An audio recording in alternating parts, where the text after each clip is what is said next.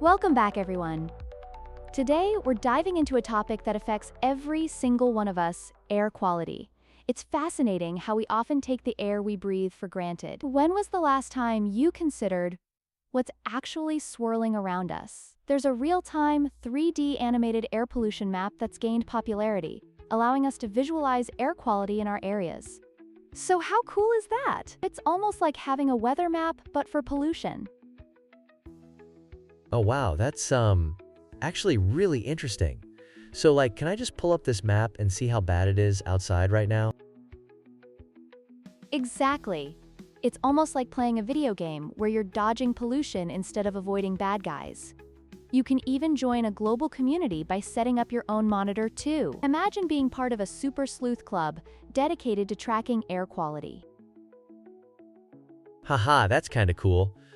But what happens if there's a sudden spike in pollution levels? Great question. Recently, we had air quality alerts issued due to smoke from wildfires in Canada. It's this intense graphic visualization of air quality issues that emerge because of natural disasters. It's like nature giving us a heads up, like a warning bell going off. Oh man, that's wild. So, does that mean certain cities are more affected than others? Absolutely. For 2024, we've got the 5 most polluted major cities in the world, which is pretty eye-opening. It's like watching a horrifying competition where cities are competing for the worst air quality. I feel like that would be a pretty grim title to have, like, congratulations, you're the most polluted city. Right? What a dubious honor. But the cool part is organizations like IQ working diligently to ensure that data quality on their platform, AirVisual, is top-notch. They're like the watchdogs of air pollution, making sure we know the real story. Wait, how exactly do they do that? Like, what's the process? Well, they gather data from various sources and constantly update it to reflect real-time conditions. It's almost like having a pit crew that's always fine-tuning a race car. Speaking of which, have you ever seen how a car's air filter works?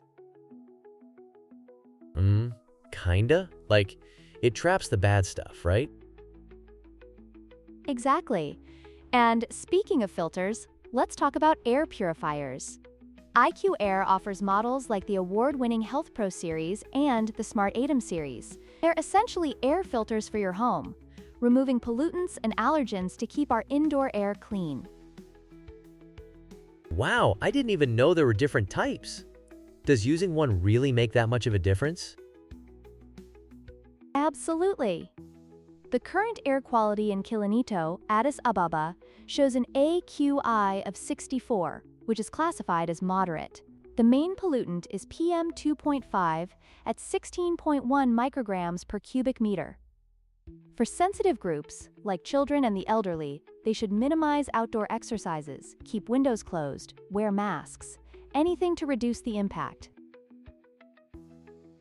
That's super useful to know. I guess most people wouldn't think about how that applies to their daily routines. What else can they do? Great follow-up! People can also use air purifiers indoors, and staying informed about outdoor pollution is crucial. The IQ Air AirVisual app keeps you updated, so you're always in the know. It's like having a personal air quality assistant right in your pocket. Haha, wow, I definitely need that. Imagine someone just whispering in your ear, "Hey, it's bad outside, maybe stay in." Exactly.